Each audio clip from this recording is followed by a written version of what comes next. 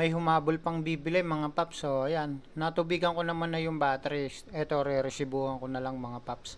Ang sasakyan niya XLT na Jeep, tapos 6SM yung battery size na ikakabit. Etong ikakabit ko, Dynapower ang brand. Dynapower din yung gamit niya dati na battery sa XLT niya.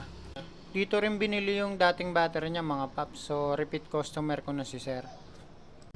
Kanina, pina-check niya sa akin yung battery. Tingnan ko daw muna kung sira na daw ba talaga. Ngayon, ang ginawa ko, tinesting ko sa voltmeter, okay naman yung charge. Tapos, chinek ko yung mga tubig ng battery. Kasi, pangkaraniwan sa mga low maintenance kagaya nito, napapabayaan yan sa tubig.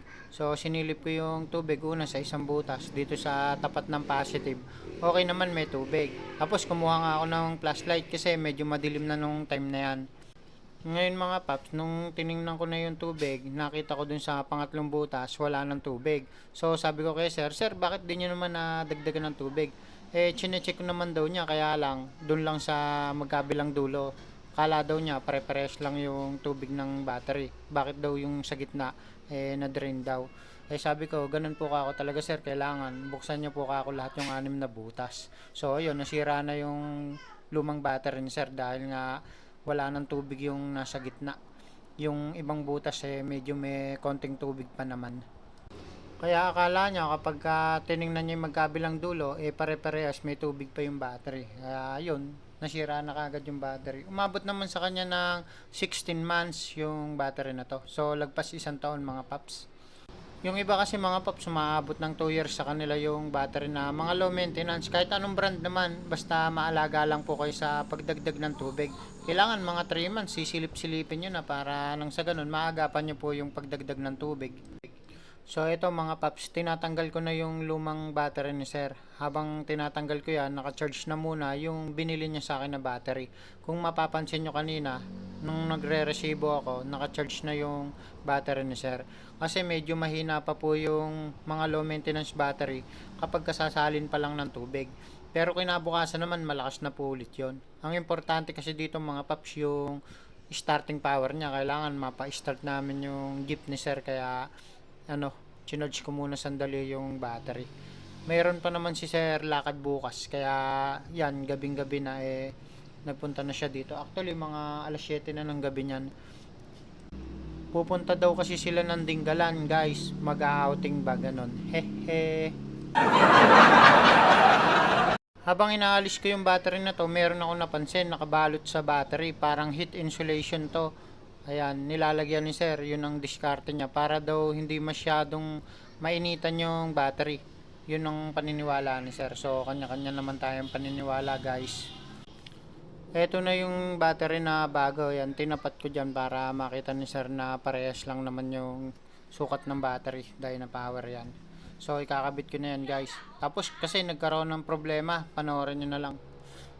So ayan guys, kakabit ko na yung battery. Medyo mabigat yung battery na to syempre, pero sana yan lang, ayan. Kasi palagi na natin ginagawa yan pagbuhat-buhat ng battery. Sa pagkabit ng battery, unahin nyo nang higpitan yung positive para hindi na mag-i-spark kahit tumama yung tools nyo sa body ground ng sasakyan. Mag-i-spark kasi yun mga paps, malakas, baka magulat po kayo. So ito, kumuha ako ng flat screw, medyo pinukpok ko lang siya ng konti para bumaon. Di naman maiiwasan yan guys, pero dahan-dahan lang dapat. Kasi pagka ganitong mga jeep, mga truck, mahihigpit po kasi yung clamp niyan, kaya mahirap ibaon. Huwag po kayong gagamit ng martilyo, masyadong mabigat yun, baka masobrahan po ng pukpok. Lulubog po yung battery terminal na yan, mababasag po yung plastic ng battery. So nakakabit ko na yung mga battery terminal. Ngayon meron ditong lock, ayan, inalambre ko lang para hindi gumalaw-galaw. Pero maluwag lang yung pagkakaalambre ko na ito. Ayusin na lang daw ni sir bukas. Yung lumang battery ni sir, hindi niya muna sinwap. So iuwi muna niya sa bahay. Ayan, binuhat na namin. Lalagay na namin dito sa XL2 na puti. Ayan guys. So dito na nga nagkaroon ng problema mga paps. Mahina pa.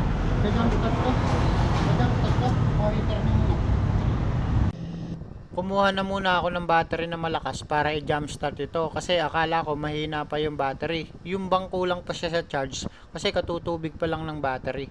Pero hindi rin nag-start mga paps. Kahit kumuha pa ako ng mga ibang battery dyan, ayaw na talagang mag-start. Kumbaga yung starter ang may problema. Pakat po kasi. Hug, hug, hug. Ganun. Ayaw niyang mag-start. So, ang gagawin namin dito, itutulak na lang mga guys. So, yun. Hanap tayo ng mga tropa natin para magtulak dito sa XLT ni Sir. So ito meron na tayong makakatulong. Kinadyut lang pala to mga paps, umandar na rin. Inaatras pa nga lang, umandar na siya. So ayan guys, makakalis na si Sir. Maraming salamat nga pala sa mga tumulong. Shoutout sa inyo mga paps. Yeah, thank you ah. Pagyain lang pala yan. Oh, ayan si Kuya. Hindi, paawin lang po kasi yan ah. No, gina-jumpstart ko na, ayaw. Bakit yung starter? So yun yung naging problema mga paps, yung starter niya sayad o pakat, ayaw mapaikot yung starter, kaya kahit na i-jumpstart namin ayaw pa rin mag-start. Pero yung lumang battery ni Sir kanina, yung nakakabit dito, sira na po talaga yon. Nakita naman namin na natuyuan na ng tubig, pinakita ko kay Sir. Tsaka kinuha naman din ni Sir yung lumang battery niya, gagamitin pa raw niya muna. Kapag hindi na niya gagamitin, bebenta na lang niya sa atin. Actually, nagpunta na dito sa akin si Sir, nagpa-check na siya dati ng battery. Last month yata o 2 months ago. Sabi niya sa akin, pa-check daw ng battery. So, pinakita ko kay Sir yung mga tubig ng battery, okay naman. Tapos, sa hydrometer tester, good naman lahat. Tapos, sa may battery analyzer, okay naman, mataas pa naman yung CCA. Kaya sabi ko kay Sir, Sir, okay pa naman yung battery mo. Mahirap naman kasing sabihin na sira na yung battery. Nakita kasi sa battery tester natin na good pa naman yung battery. Pero kung bibili naman yung customer, walang problema. Pag bibila natin, syempre. Hehe. Pero matapat kasi ako guys. Sinasabi ko talaga na buo pa talaga yung battery nila. Kagaya niyan, sa atin pa rin naman talaga bumili ng battery nung masira na yung battery, di ba? Kwento ko to. Hehe. Bye-bye.